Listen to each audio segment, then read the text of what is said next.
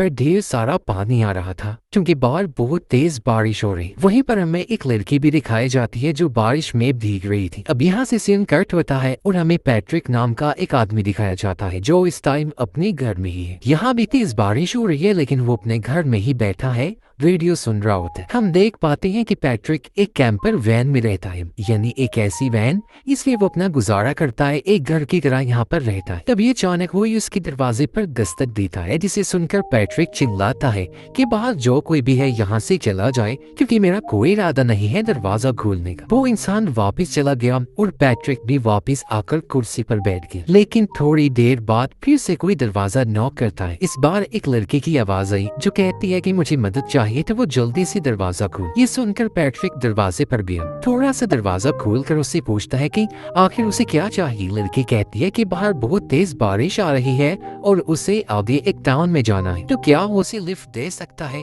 ताकि वो वहाँ पर सही सलामत पहुँच सके। पैट्रिक उससे कहता है कि वो बहुत भीग रही है तो वो अंदर आ जाए। और जब वो लड़की अंदर आती है तो पैट्रिक उसे देखकर हैरान हो जाता है, मानो जैसे उसने पहले भी उसे कहीं पर देखा। पैट्रिक उससे कहता है काफी रात हो गई है तो वो इतनी रात को कहाँ जा रही थी। लड़की उससे कहती है कि उसे बस अगले टाउन में जाना है। अब पैट्रिक उसके लिए तौलिया भी लाता है, लेकिन वो लड़की ये कहकर मना कर देती है कि मुझे तौलिया नहीं चाहिए, मैं बस जहाँ जाना चाहती हूँ तो मुझे वहाँ छोड़ दो। इस पर पैट्रिक उससे कहता है कि ये वैन बहुत टाइम से खराब पड़ी है, ये चल नहीं सकती, इसीलिए मैं तुम्हें टाउन नहीं छोड़ सकता। कल सुबह यहाँ से एक बस जाएगी तो वो उस बस से टाउन जा सकती है, इसीलिए तुम यही रात गुजार लो और कल सुबह होते ही यहाँ से चली जाना। वो ये भी बताता है कि इस टाउन के बच्चे अक्सर उसे परेशान करते हैं, वो दरवाजा खटखटा कर चले जाते हैं, इसीलिए जब तुमने पहली दफा दरवाजा नॉक किया था तो मैंने तुम्हें यहाँ से जाने को कहा क्योंकि मुझे लगा था कि शायद वहाँ भी कोई बच्चा है जो बस मजाक करने के लिए आया है। आगे वो कहता है कि तुम बहुत भीग गई हो तो तुम ऐसा करो, अपनी शर्ट उतार कर मुझे दे दो ताकि मैं उसे हीटर के पास रख दूं और वो सूख जाए। ये कहकर वो उसके सामने ही खड़ा हो जाता है और उसे ऐसा करने के लिए कहता है जैसे कि वो जबरदस्ती उससे करवाना चाहता हूँ, जिससे वो लड़की काफी डर जाती है, लेकिन फिर भी वो अपनी शर्ट उसे दे देती है और पैट्रिक उस शर्ट को दरवाजे पर लटका देता है हीटर के पास ताकि वो सूख जाए। इसके बाद पैट्रिक लड़की से कहता है कि वो यहाँ की तो नहीं लगती, तो वो कहाँ से आई है और उसका क्या मकसद है, कहाँ जा रही है। इस पर वो लड़की बताती है कि वो बीच पर सो रही थी, यानी समंदर किनारे, लेकिन बारिश की वजह से मेरी नींद खुल गई, इसीलिए मैं यहाँ पर आ गई तुमसे मदद मांगने की। पैट्रिक ये सुनकर हैरान हो जाते हैं क्योंकि वो बीच बहुत ही ज्यादा दूर था और अगर वो बीच से यहाँ तक भाग कर आती तो उसे काफी ज्यादा मीलों का सफर तय करना पड़ता। ये नामुमकिन था, इसीलिए वो समझ जाता है कि ये लड़की कहीं ना कहीं झूठ बोल रही। लेकिन जब वो लड़की के पैरों पर देखता है तो वहाँ बीच की मिट्टी लगी हुई, जिससे वो कंफ्यूज हो जाता है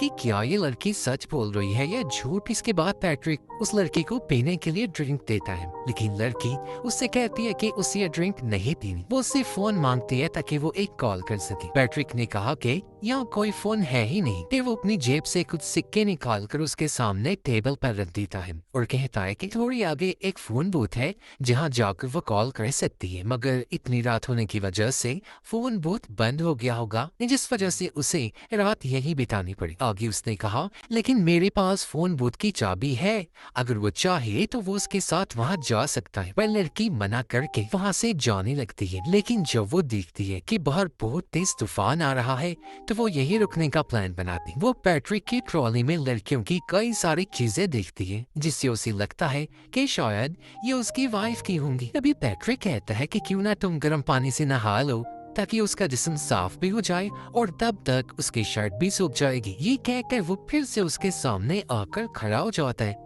जैसे वो फिर से उसे ऐसा करने के लिए फोर्स कर रहा हो। लड़की घबरा गई और ना चाहते हुए भी बाथरूम में चली जाती है नहाने के लिए। तभी हम नोटिस करते हैं कि वैन के ऊपर से कोई चीज गुजर रही है, क्योंकि वहाँ काफी तेज आवाज आ रही थी, जिससे लड़की और ज्यादा घबरा जाती है।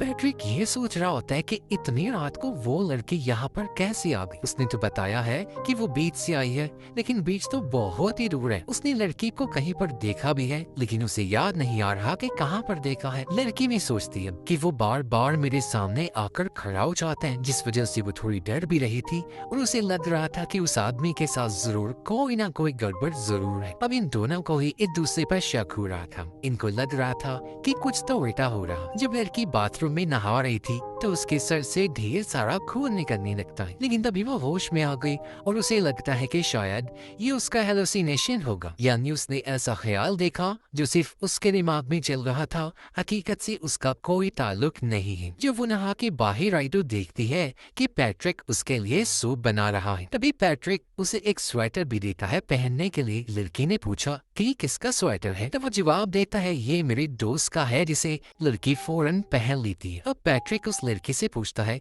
क्या तुम्हारी शादी हो गई है। ये सुन वो लड़की यानी कि विजिटर कहती है कि मैं अपना ख्याल तो ठीक से रख नहीं पाती, अपने हस्बैंड का कैसे रखूंगी, यही वजह है कि मैंने अभी तक शादी नहीं की। मैं एक शहर से दूसरे शहर में घूमती फिरती रहती हूँ और अपने आप को ऐसी सिचुएशन में फंसा लेती हूँ जिससे निकलना बहुत मुश्किल होता है। जैसे मैं यहाँ फंस गई हूँ और मेरा निकल पाना यहाँ से कितना मुश्किल हो रहा है। इसके बाद वो लड़की पैट्रिक से पूछती है कि वो रात को 2 बजे तक क्यों जागा हुआ था। पैट्रिक उसे बताता है कि वो बहुत अकेला हो गया है जिसकी वजह से उसे नींद आना बंद हो गई है। फिर वो उसे सूप देता है पीने के लिए, लेकिन वो उसे नहीं पीती क्योंकि उसे पैट्रिक पर बिल्कुल भी भरोसा नहीं था। तभी अचानक दरवाजे पर दस्तक हुई, जो सुनकर वो काफी घबरा गया और विजिटर से पूछता है क्या ये तुम्हारा कोई बंदा है, तुमने किसी को बुलाया है। तो विजिटर उससे कहती है कि उसके साथ कोई भी नहीं है, वो बिल्कुल अकेली है। ये सुनकर पैट्रिक दरवाजे से बाहर देखता है लेकिन उसे वहाँ पर कोई भी नजर नहीं आता, जिससे वो समझ जाता है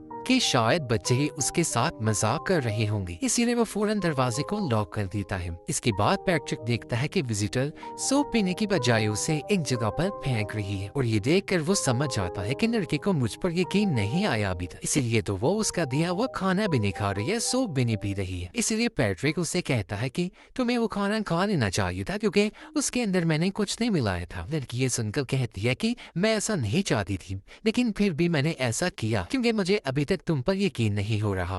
ये सुनकर पैट्रिक टॉर्च लेकर आया क्योंकि वहाँ की लाइट खराब हो गई थी और उसे कहता है कि अगर वो चाहे तो यहाँ से जा सकती है, कोई जबरदस्ती नहीं है उसके साथ। इस पर लड़की कहती है कि नहीं, मैं यहाँ से जाना नहीं चाहती और हमें मिलकर उस बॉक्स को ठीक करना चाहिए ताकि लाइट वापस आ जाए। अब लड़के को कहीं न कहीं लग रहा था कि आदमी बिल्कुल ठीक है और मैं बिला वजह उस पर शक किए जा रही हूँ, इसलिए अब से वो उसके साथ अच्छे से बात करने की कोशिश करती है। फिर वो दोनों फ्यूज ठीक करने जाते हैं। पैट्रिक आगे होता है और लड़के टॉर्च पकड़कर पीछे खड़ी हुई, लेकिन तभी टॉर्च की लाइट पैट्रिक के कपड़ों पर पड़ी जहाँ खून लगा हुआ था। साथ में एक हथौड़ा भी रखा हुआ था जिस पर भी खून लगा हुआ था। ये देखकर वो काफी डर जाती है और उसे लगता है कि शायद वो कातिल है, मगर वो उसकी पीठ पर लगी चोट को ठीक करने के लिए दवाइयाँ लेने जाती है। उसने जब मेडिसिन वाला बॉक्स देखा तो एक बॉक्स में बहुत सारे इयररिंग्स थी जिनमें एक उसकी खुद की भी। देखकर वो चौंक गई और उसे समझ नहीं आ रहा था कि आखिर यहाँ पर हो क्या रहा है। वो फौरन बाहर आई, पैट्रिक से झगड़ा करती है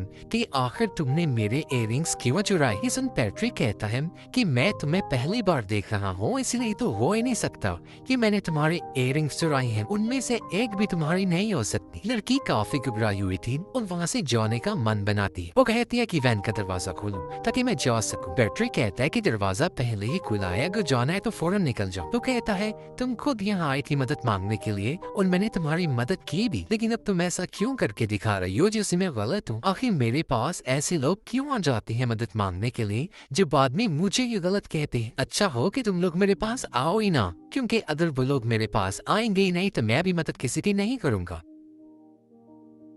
अब लड़की ने जब दरवाजा खोला तो देखा कि बाहर तो बहुत तेज तूफान आ रहा है, इसलिए वो फैसला करती है कि मैं यहीं पर रुकूंगी। वो पैट्रिक से ये कहकर माफी मांगती है कि आई एम सॉरी, मुझे तुम्हारे साथ ऐसा बर्ताव नहीं करना चाहिए था। पैट्रिक ने उसे माफ कर दिया और वो उसके साथ ताश खेलने लगा। कहता है कि मेरी शादी हो चुकी, लेकिन मेरी वाइफ नशा करती थी, एक दिन ज्यादा लेने की वजह से उसकी मौत हो गई। अभी उसने कहा कि मेरी वाइफ से मेरी पहली मुलाकात एक गैस स्टेशन पर हुई। उसने भी मदद मांगी थी क्योंकि उसे भूख लग रही थी, तो मैंने उसे चिप्स के पैकेट्स दिलाकर वहाँ पहली बार ही हमें एक दूसरे से प्यार हो गया और हमने शादी कर ली। ये बातें सुनकर लड़के को उस पर यकीन हो गया और इस बार वो ड्रिंक पी ली। तभी पैट्रिक को बाहर किसी कार के आने की आवाज आती है और जब वो बाहर जाता है देखने के लिए कि कार किसकी है, तो लड़की फौरन उठकर उसके बेडरूम में जाती है क्योंकि वहां से उसे फोन की वाइब्रेशन सुनाई दे रही थी और उसे लग रहा था कि शायद वहां कोई फोन मौजूद है। जब इसने वहां जाकर पर्दा हटाया तो ये देखकर उसके होश उड़ गए कि वहां एक लड़की की लाश पड़ी हुई है जिसके हाथ में चिप्स के पैकेट्स थे। ये देखकर वो लड़की काफी घबरा गई और उसे यकीन हो जाता है कि सच में पैट्रिक एक कातिल है। ये लड़की उसे गैस स्टेशन पर मिली होगी जिसे उसने चिप्स दिलाए, फिर बहाने से यहाँ लाया और उसे मार। ये वही लड़की है जिसकी कहानी वो अभी सुना रहा था, लेकिन वो झूठ बोल रहा था कि वो मेरी वाइफ है। ये देखकर लड़की बहुत डर गई, फौरन वहाँ से भागने का फैसला करती है, लेकिन जैसे ही वो पीछे मुड़ी सामने पैट्रिक खड़ा था जो फौरन उस पर अटैक करके उसे बांध देता है। वो कहता है कि हाथ मारना मारना, लेने की कोशिश मत करना क्योंकि कोई फायदा नहीं होगा। पहले लड़की को मैंने ड्रग्स देकर मारा था। वो ऐसा ड्रग होता है जिससे जिस्म का पानी सूखने लगता है और जिस्म में पानी की कमी की वजह से गला सूख जाता है और इंसान की मौत हो जाती है। तुम्हारी मौत भी ऐसे होने वाली है क्योंकि तुम्हारे ड्रिंक में भी मैंने वही ड्रग मिला दिया है, वो भी सारा का सारा। ऐसा हुआ भी लड़की को अजीब सा महसूस होने लगा और उसका गला सूज जाता है, जिसकी कुछ देर बाद उसकी भी मौत हो जाती। लेकिन अब यहाँ पर आता है एक ट्विस्ट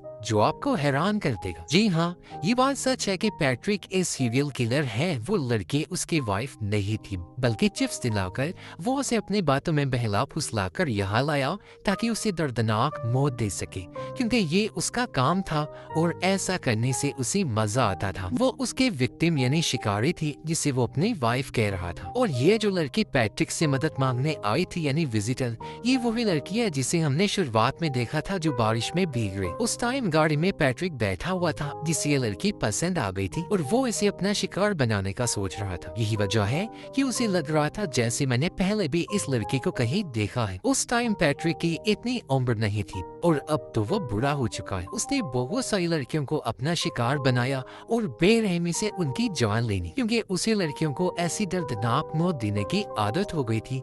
ना चाहते हुए भी वो उन्हें मार दिया करता और अब वो बुरा हो चुका है, बिल्कुल अकेला है। इसलिए वो उस लड़के को अपनी वाइफ कह रहा था क्योंकि उसका दिमागी तवाज़ुन थोड़ा खराब हो गया, लेकिन अक्सर उसे अपने किए का पछतावा होता था। और इससे भी बड़ा राज यहाँ मैं आपको बताती हूँ जो सुनकर आप भी चौंक जाएं। तो वो ये था कि अभी तक कहानी में जो हमने देखा वो सारा कुछ पैट्रिक के दिमाग में चल रहा उसका ख्याल था, क्योंकि उसका दिमाग इतना ज्यादा खराब हो गया था कि उसे अपनी विक्टिम्स नजर आ रही थी जैसे जैसे उसने उनका खून किया था। हालांकि ये चीज तो बहुत पहले ही हो चुकी थी। ये सारे विजन्स ख्याल पैट्रिक को अक्सर नजर आती रहती थी जो उसकी अलग अलग विक्टिम्स लड़कियों के होते हैं जिन सबको उसने अपनी जवानी से अब तक मारा था, और ये सब चीजें उसे शर्मिंदगी का एहसास करवा रही। कुछ लड़कियों के ख्याल तो हेलुसिनेशंस बन जाते थे, जैसा कि पैट्रिक ने उनके साथ जो कुछ किया भी नहीं वो भी उसे दिखाई दे रहा था। सिर्फ उसके खराब दिमागी हालत की वजह से वो मनगढ़ंत कहानियां बनाया करता था। जैसा कि उसने इस लड़की के बारे में देखा, वो लड़की जब मदद मांगने आई थी